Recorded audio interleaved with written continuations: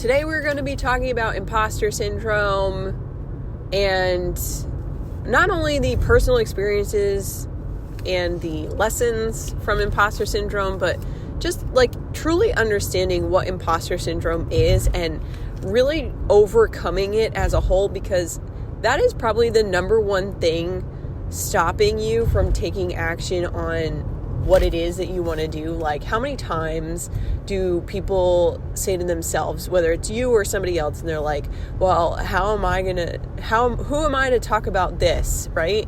Like, who am I to talk about money?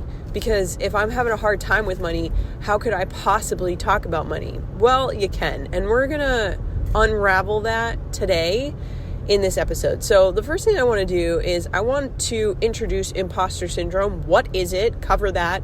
And then talk about a couple of personal experiences. What is imposter syndrome? It is basically when you question your ability to do something. Like, you basically call yourself an imposter for your ability to do something, whether it's money or business or writing or storytelling or whatever. It's basically you saying, like, I'm incapable of doing this, I'm a clown, which isn't true.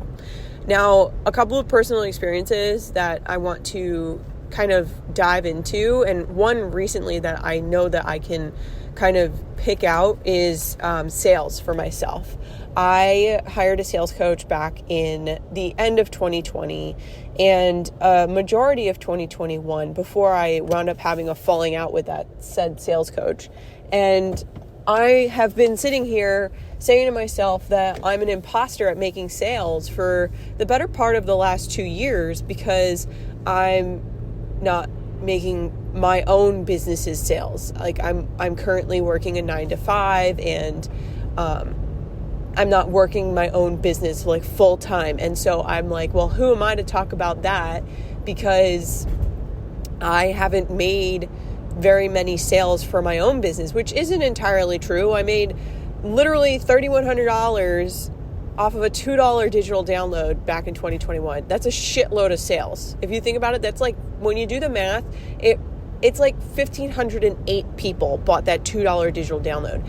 So it's definitely a made up story that I'm like using to limit myself, but it's also me kind of like closing in on myself and calling myself an imposter for being like not making sales, which is totally and entirely not true. Like, even in my job, I'm making sales. I've made over $593,000 of sales this year in my job. Me, just me, nobody else, just me. I've made and literally like had somebody deliver that much money worth of sales, which is a lot. That's a lot of money. Okay. That's like over $500,000. That is over $500,000, but that doesn't make me an imposter. What makes me an imposter is my continuing belief that I am an imposter, which is not true. Like, if you look at the evidence, there is evidence there to show, whether it's in my own business when I'm selling over $1,500 worth of a $2 digital download, or sorry, 1,500 digital downloads, or I'm selling over $500,000 worth of cartons. The proof is in the pudding. I've been making sales. Now, what we want to do is understand why imposter syndrome comes up. Like, what is going on behind the scenes that would even cause you to think something like that, right? So, like, let's just continue using this example of like me with sales recently, right? Like, I've been in this, like, who am I to talk about sales? Like, I'm an imposter if I were to show up in the space of talking about sales. And what's going on is my brain is triggering a response so that it protects me from going out there and talking about sales or, serving people or helping people with sales. Because in my brain, after the experience that I had in 2021 with that coach and the experience that I had recently with another sales coach, I am like, well, I can't talk about sales. My brain literally thinks I can't talk about sales because I'm not them. well, duh, of course I'm not them. And you're not that person either. Like, if that's how your brain is thinking about it, or maybe even you're thinking, because this is what my brain was thinking, well, they talk about people in their content. And like, yeah, okay, I'm talking about people in my content too. Like, all right. But what I do know is that they make it pretty obvious that there are certain people who they don't like their actions by putting content out that says something along the lines of, this person did this, so I did this, which that's not what content is really about. It's not about like taking a shit on people. It's about lifting people up out of the scenario that they're in. And like, that's why your brain would trigger a protection mechanism, because ultimately they're calling you out in front of everyone. And we as humans want to belong to the tribe. And if they're putting that out there in the content that they're creating, they are basically telling people they don't want you to belong, or they don't want me to belong. And so your brain starts to signal this survival mechanism, this protection mechanism. Don't do that. Don't go in this direction. And that's what the imposter syndrome is. That's when it comes up, that's what it is. Okay? It's basically just your brain keeping you in the same spot so that you don't take a step in that direction.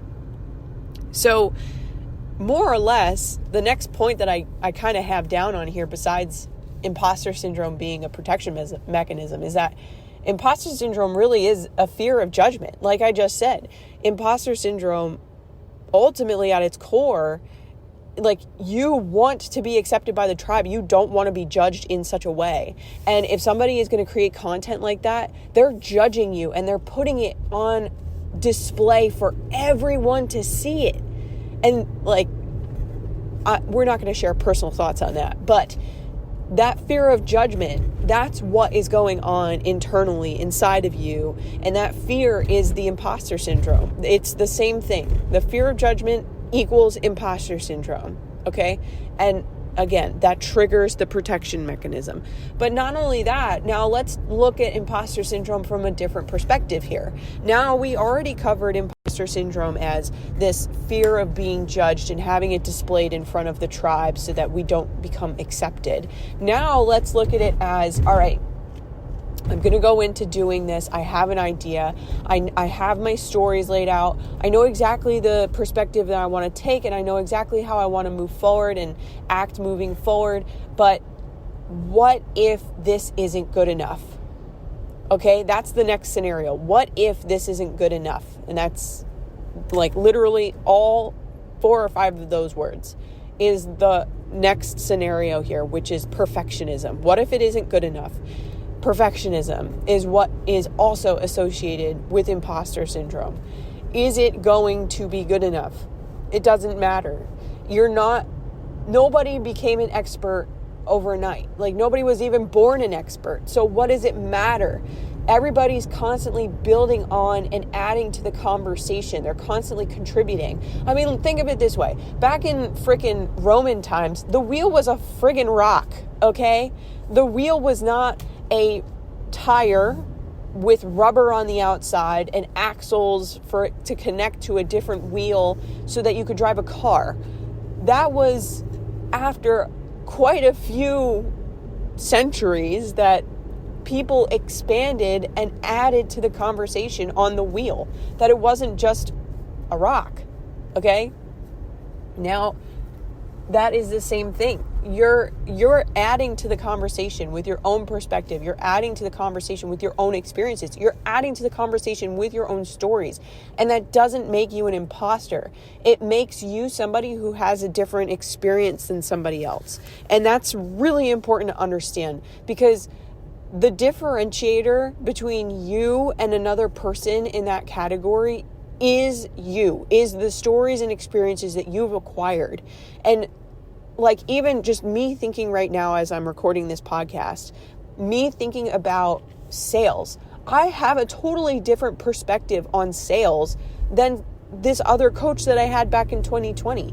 And I'm always going to continue to have that perspective because of the experiences that I've had, both positive and negative, that really molds who you are and how you work through things, perceive things, guide other people, mentor other people, coach other people through these topics. And that's not bad. That is what adds to you. That's what adds to your personal brand. That is what adds to your secret sauce. And that is what creates connections with people, because they're like, oh yeah, maybe I've had this experience too. And, they're like, yeah, I want to get that kind of result that you got out of your experience. That is the secret sauce. I know I keep going back to that, and it's like we're talking about imposter syndrome, but it's so important for me to outline and to have you understand, because it really truly is the most important thing. And I wish that everybody else would really get the understanding as soon and as early as they can in this entrepreneurial journey. And maybe it's a different episode for a different day, but I really want to make it a point to talk about that because it is very important. So moving on to the next thing here, which is overcoming imposter syndrome. How can you overcome imposter syndrome, and what actions can you take in order to overcome imposter syndrome? Well, one of the best things that, this is going to sound so strange. One of the best things that I love about myself is that I will just go and start to do something and I will fall flat on my face a jillion times. And it's so strange because for the longest time, I've always been afraid of failure. But literally, I just started this podcast and I'm literally recording it on my phone right now. I'm recording it to my voice memos in my car. You probably hear my blinker in the background and I don't fucking give a shit.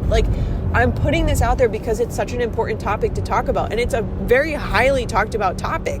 So it's something that you want to do. Just take the action, just do the thing. And I know that it sounds so simple, and it's not. There will be those emotions that come in and they're like, well, who are you to do this? And it's not perfect, or, it's not the right time. Is it going to be the right time when you're in the ground under the dirt? Because then you'll have no time. You're not going to be here. So what's the point? So do the thing. Do the thing, I think about it in terms of your first kiss, right? Everybody talks about, ooh, is it your first kiss? Who was your first kiss? After you've done one, it's okay, well, I've kissed so many people, I don't even remember who they are. Well, for some people, it's like that. For other people, it might not be. And maybe that kind of comes off a certain way. But you understand what I'm saying. After the first one, the buildup for the first one of anything is so high. You build it up and you make it this stressful, anxious thing. And it's oh my God, oh my God, oh my God. It's such a big talked about ordeal. And then after you do it, it becomes just a practice, a regular practice. And that is essentially the best way, at least in my own experience, to overcome imposter syndrome, by taking, just not building it up in my head and just taking the action.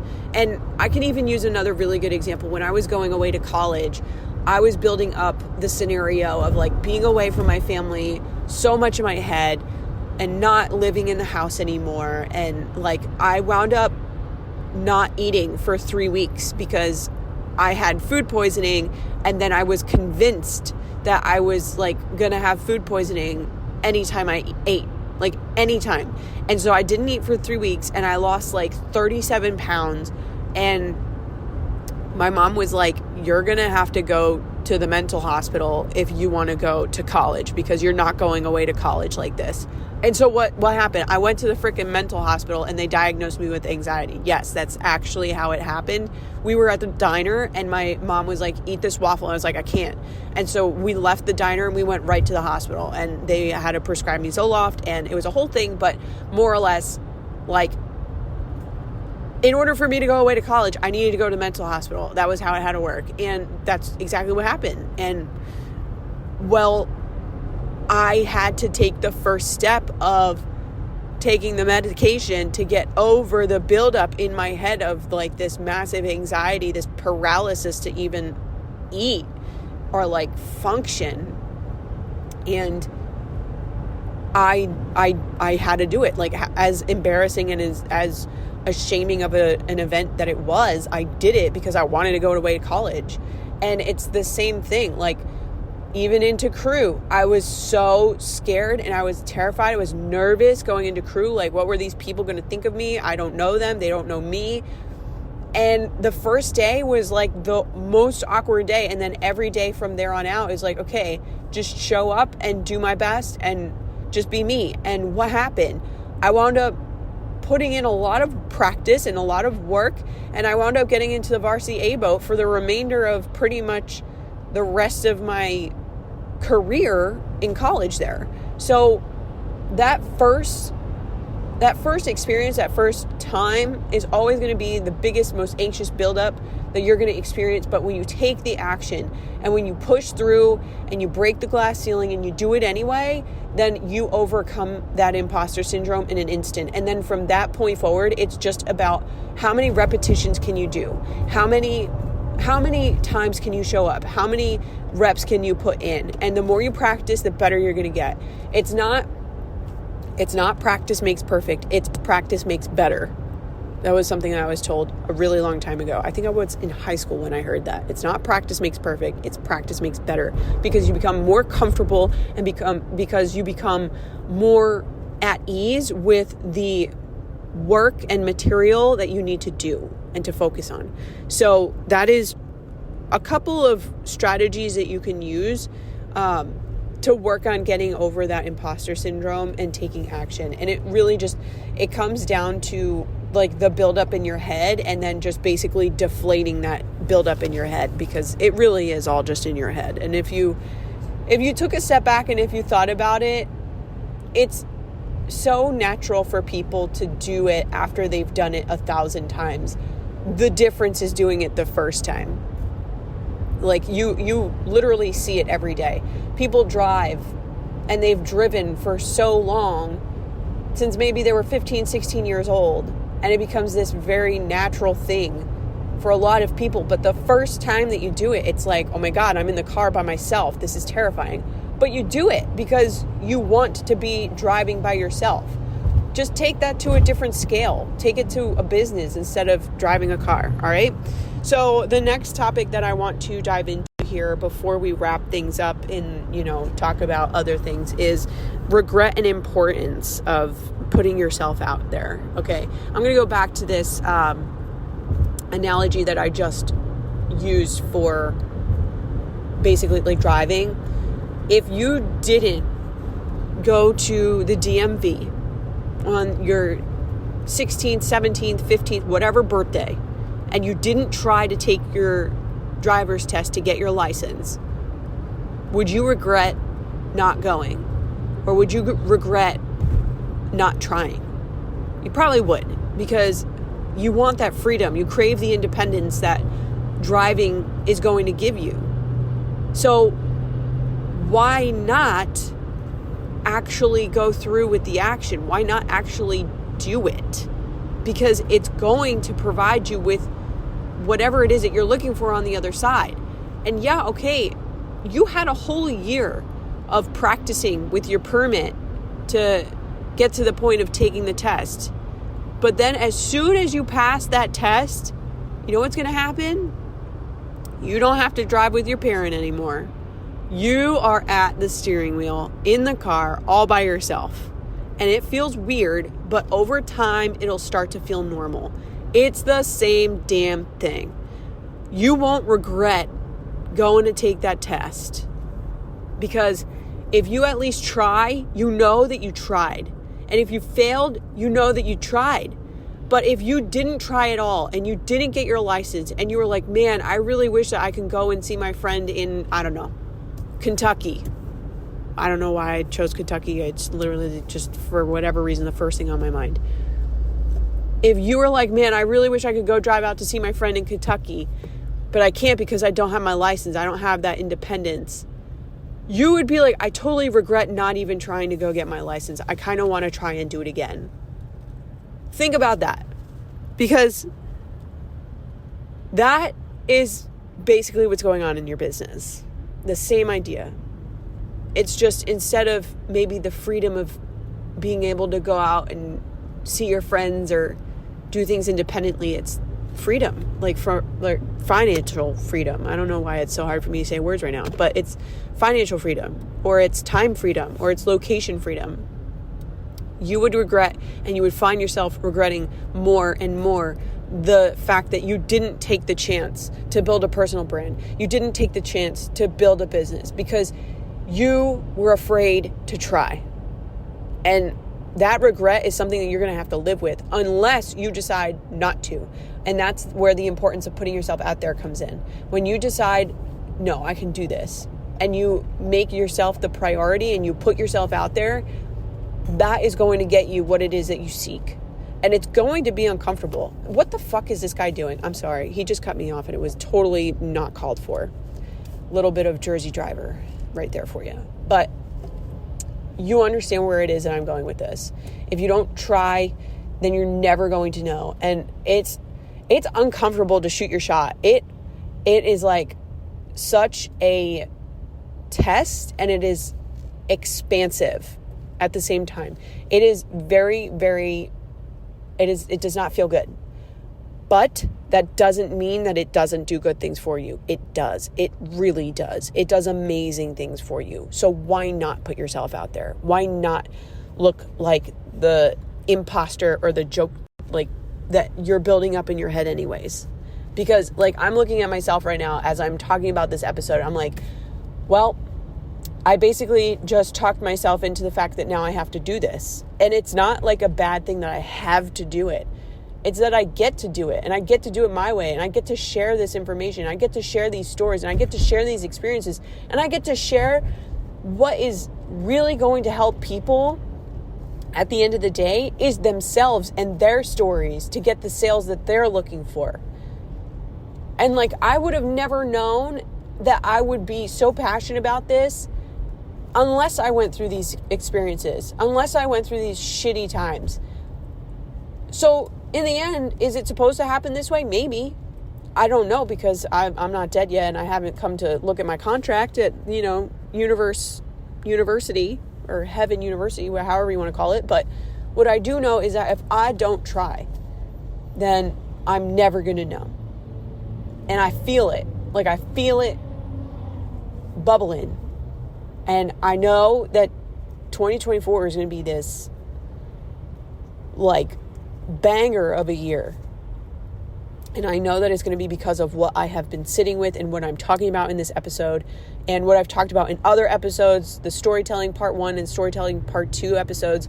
I have another episode with an amazing guest, Marsha Van Weinsberg, coming out, and it's going to be talked about in that episode as well. Be sure to keep your ears out for that one, not your eyes, because you're listening to a podcast, but you're picking up what I'm putting down. It is your time now. That's why you're here. That's why you're incarnated now. So do the damn thing. All right. That kind of wraps up my whole spiel on imposter syndrome, my whole kind of shtick on it for now. Maybe in the future I'll do another deep dive with a co-host or a guest. But I think we covered a good deal for this particular solo episode. Now, if you haven't listened to Storytelling Part 1 or Storytelling Part 2, I definitely recommend going back to those episodes. And I would also recommend, if you have taken anything away from this episode, to screenshot it and to share it on your social media platform with the takeaway. I would really appreciate it. And I'm sure other people who are struggling with imposter syndrome will also appreciate it. So I want to thank you for tuning in, and I'll talk to you next time. Bye.